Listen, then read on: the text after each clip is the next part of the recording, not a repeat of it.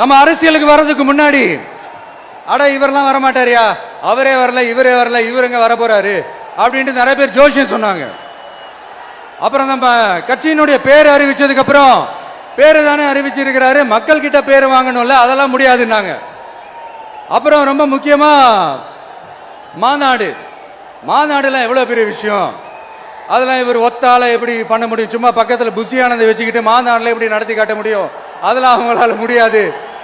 அப்புறம் மழை பெஞ்சு எல்லாத்தையும் எடுத்துரும். ஏன் என் கூட இருக்கிறவங்களே கூட தான் சொன்னாங்க. அதுக்கப்புறம் என்ன நடந்துச்சுன்னு உங்க எல்லாருக்குமே தெரியும்.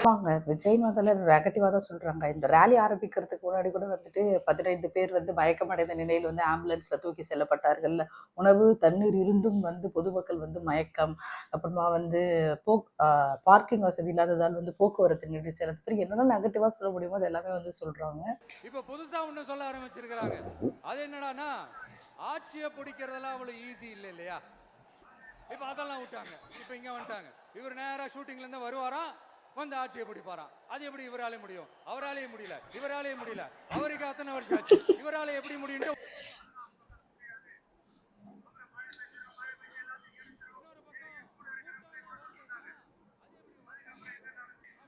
இந்த கேள்வி எல்லாருக்குமே இருக்கு.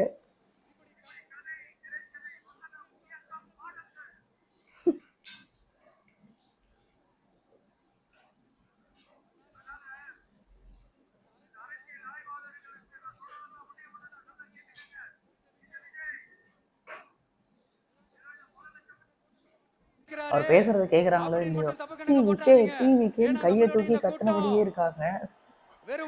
கையா வீட்டுக்கு போனா கை சமாளி இருக்காங்க. மக்கள் விரோத ஆட்சியாளர்களுக்கு நாம வைக்க போற வேட்டா, நம்மளை கோட்டைக்கு அனுப்ப போற ரூட்டா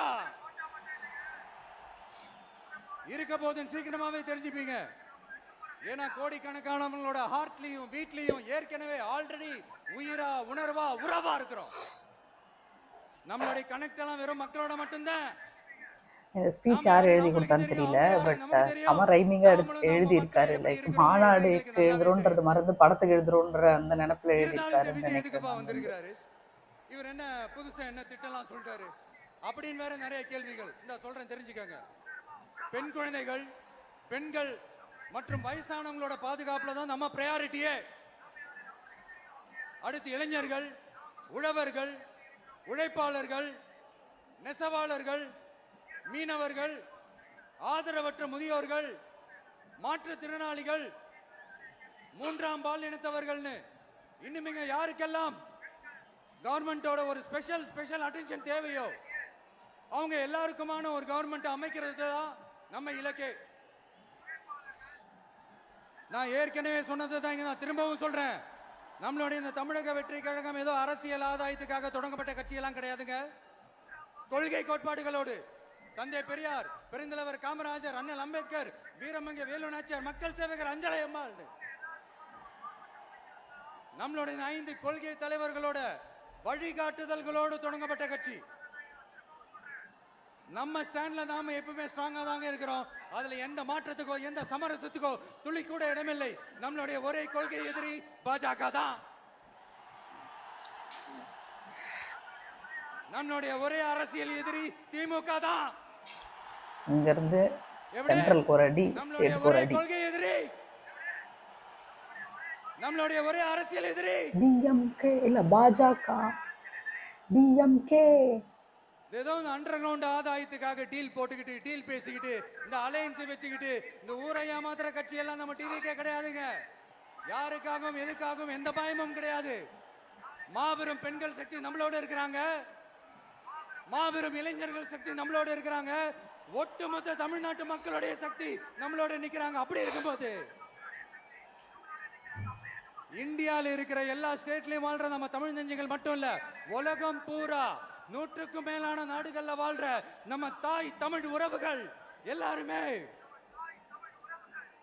என்ன விஜய் தளபதி விஜய் இல்லனா விஜய் தளபதி அண்ணன் சொந்தம் கொண்டாடுற கோடிக்கணக்கானவங்களோட அன்பு மாசியும் நம்மளோட இருக்கும் போது, இவங்க எல்லாருமே நம்மளோட நிற்கும் போது எதுக்குங்க இந்த பாசிச பாஜகவோட நேரடி கூட்டணியோ இல்ல மறைமுக கூட்டணியோ உறவு வச்சுக்க? நாம என்ன உலகமாக ஊழல் கட்சி? என்ன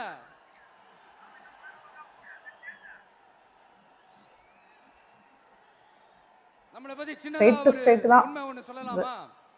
பேசுறது. என்னடா இவர் வாயால இப்படி சொல்றாருன்ட்டு யாரும் தவறா நினைச்சுக்க வேணாம். ஏன்னா இது ஒரு விதத்துல ஒரு ஃபேக்டும் கூட. அதனால தான் நான் சொல்லணும்னு ஆசைப்படுறேன். நம்ம யார் தெரியும்ல? நாம எல்லாருமே சொல்றேன். நாம யார் தெரியும்ல? இந்தியாவின் மாபெரும் மக்கள் சக்தி கொண்ட யாரு? ஒரு மகத்தான வெகுஜன மக்கள் படை.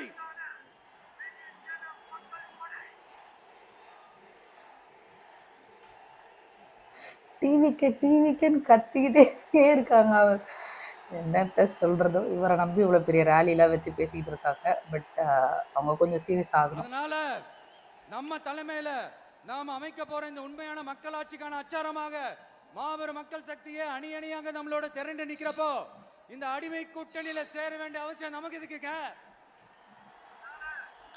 I think they are confusing between audio launch speech and மாநாடு ஸ்பீச். மரியாதை கூட்டணியா தான் இருக்கும். நண்பர்களே, அது டிஃப்ரெண்ட், இது டிஃப்ரெண்ட். ரெண்டையும் போட்டு குழப்பி அண்ணனை குழப்பிடாதீங்க. மக்களை ஏமாத்துற கூட்டணியால நம்ம கூட்டணி இருக்காது.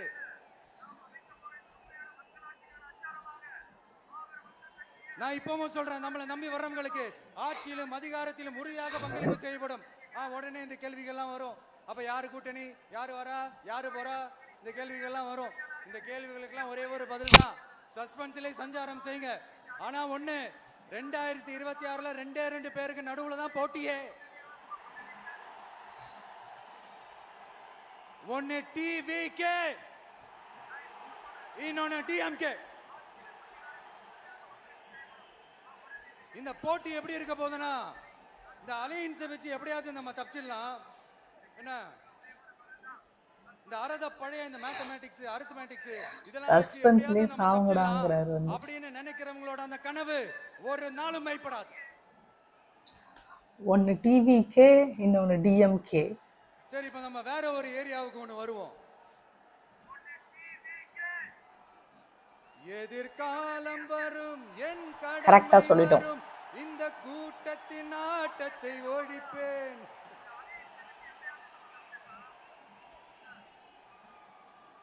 மக்கள் அரசியல் என்ற அந்த சவுக்க கையில் எடுக்கலாமா? யாருக்கு எதிரான தானே கேக்குறீங்க? வேற யாரு? மறைமுக உறவுக்காரர்களான பாசிச பாஜகவும் பாய்சன் திமுகவும் தான். மாண்புமிகு பிரதமர் நரேந்திர மோடிஜி அவர்களே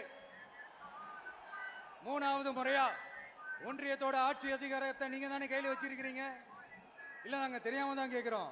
நீங்க ஆட்சிக்கு வந்தது ஒட்டுமொத்த மக்களுக்கும் நல்லது, அண்ணன் சிங்கிங் செஷன் ஸ்டார்ட்ஸ். இந்த இஸ்லாமிய நண்பர்களுக்கும் இஸ்லாமிய தோழர்களுக்கும் எதிராக சதி செய்யவா?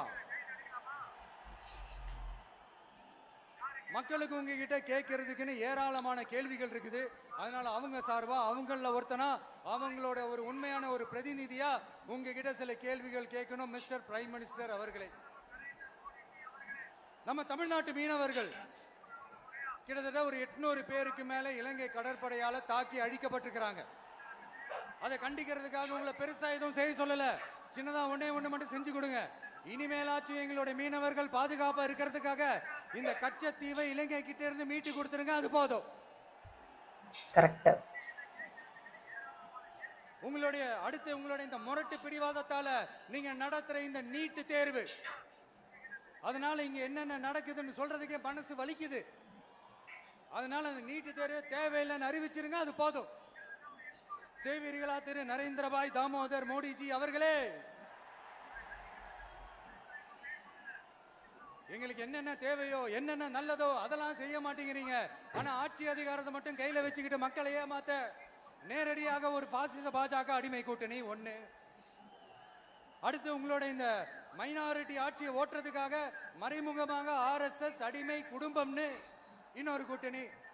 இப்படி மக்கள் சக்தியே இல்லாத இந்த ஊழல் கட்சிகளை மிரட்டி அடிபணிய வச்சு 2029 வரைக்கும் சொகுசு பயணம் போயிடலாம்னு திட்டம் தீட்டி வச்சிருக்கீங்க. செய்வீர்களா அப்படின்னு அம்மா மாதிரி கேக்குறாரு. ஒண்ணு மட்டும் சொல்றேன், தெரிஞ்சுக்கங்க. என்னதான் நீங்க இந்த நேரடி மறைமுக கூட்டணி குட்டிகரணம் போட்டாலும் தாமரை இலையில தண்ணியே ஒட்டாது. தமிழக மக்கள் மட்டும் எப்படி ஒட்டுவாங்க?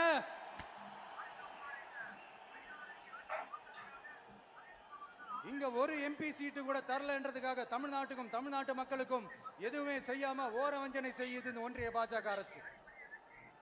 சங்கம் வச்சு தமிழ் வளர்த்த மண் இந்த மதுரை மண். அதனால இங்க அந்த கீழடியில கிடைச்ச ஆதாரங்களை எல்லாம் மறைச்சிட்டு எங்க நாகரிகத்தையும் எங்க வரலாறையும் அழிக்கிறதுக்காக உள்ளடி வேலை செய்யலாம்னு நினைக்கிறீங்க. தமிழ்நாட்டை தொட்ட என்ன நடக்கும் நீங்க பல உதாரணங்கள் இருக்குது. அதனால இதையெல்லாம் மறைச்சிட்டு எங்க மக்களை ஏமாத்திடலாம்னு மட்டும் நினைக்காதீங்க. மத நல்லிணக்கத்திற்கு பெயர் பெற்ற இந்த மதுரை மண்ணிலிருந்து சொல்றேன், உங்க எண்ணமெல்லாம் ஒரு நாளும் ஈடேறாது.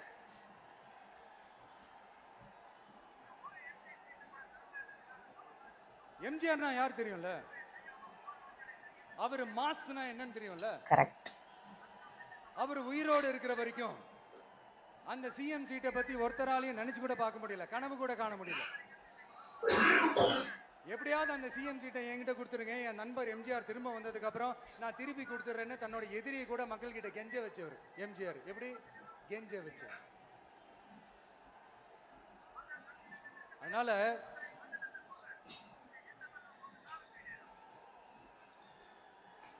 அண்ணா அங்க உசுரை கொடுத்து கத்திக்கிட்டு இருக்காரு. பாஜக ஃபாசிசம், பாய்சன், திமுக வந்து இந்த மாதிரி கீழடி அகழ்வாராய்ச்சி நம்மளுடைய தமிழை வந்து எப்படி மறைக்கிறாங்க, இதை பற்றி எவ்வளோ இம்பார்ட்டண்ட்டாக பேசிகிட்டு இருக்காரு. ஆனால் அவனுங்க வந்து போயிருக்காங்களே, ஒரு சீரியஸ்னஸே இல்லாமல் கத்திக்கிட்டு இருக்காங்க. ரொம்ப விளையாட்டுத்தன்மையாக வந்து இருக்காங்க நண்பர்களே. நீங்கள் வந்து ஃபேன்ஸ்லேருந்து வந்து தொண்டர்களாக வந்து மாற வேண்டிய நேரம் வந்துருச்சு உங்களுக்கு எல்லாருக்கும் வந்துட்டு. ஆனால் இப்போ எம்ஜிஆரை மறக்க முடியுமா? எம்ஜிஆர் அவர்கள் ஆரம்பிச்ச அந்த கட்சியை கட்டி காக்கிறது யாரு? இன்னைக்கு அந்த கட்சி எப்படி இருக்குது அதை நான் சொல்லிதான் உங்களுக்கு தெரியணுமா? அப்பாவி தொண்டர்கள் அதை வெளியில சொல்ல முடியாம வேதனையில தவிக்கிறாங்க. 2026 சட்டமன்ற தேர்தலில் யாருக்கு ஓட்டு போடணும், எப்படிப்பட்ட ஆட்சி இங்க அமையணும்னு அந்த அப்பழுக்கற்ற அந்த தொண்டர்களுக்கும் ரொம்ப நல்லாவே தெரியும். அதனால என்ன வேஷம் போட்டுக்கிட்டு பாஜக இங்க தமிழ்நாட்டுக்குள்ள வந்தாலும் அவங்க வித்தை எல்லாம் இங்க வேலைக்கே ஆகாது. இப்படி பொருந்தா கூட்டணியா இந்த பாஜக கூட்டணி இருக்கிறதுனால not to compare, but after MGR வந்து இவ்வளவு பெரிய ஃபேன் பேஸோட, கரண்ட் ஃபேன் பேஸோட வந்து அரசியலுக்கு வந்தது வந்து விஜயா தான் இருப்பாருன்னு நினைக்கிறேன். வெளியில எதிர்க்கிற மாதிரி அப்படியே எதிர்க்கிற மாதிரி ஒரு டிராமா ஒண்ணு பண்ணிக்கிட்டு, எதிர்கட்சியா இருந்தா போங்க மோடின்னு பலூன் விடுறது, ஆளுங்கட்சியா இருந்தா வாங்க மோடின்னு கொடை பிடிச்சுக்கிட்டு ஒரு சின்ன கேப் கிடைக்கிற கூடாது. டிவிக்கேன்றதுதான் நம்ம காதுல கேட்டுட்டே இருக்கு. அத காரணம் காட்டி டெல்லிக்கு போறது, அங்க ஒரு சீக்ரெட் மீட்டிங் நடத்துறது. நல்லா நோட் பண்ணணும் மக்களே, அந்த மீட்டிங் அப்புறம் இந்த இஷ்யூ அப்படியே காணாம போயிருக்குமே. அதேதான் Stalin uncle, what uncle is very wrong uncle.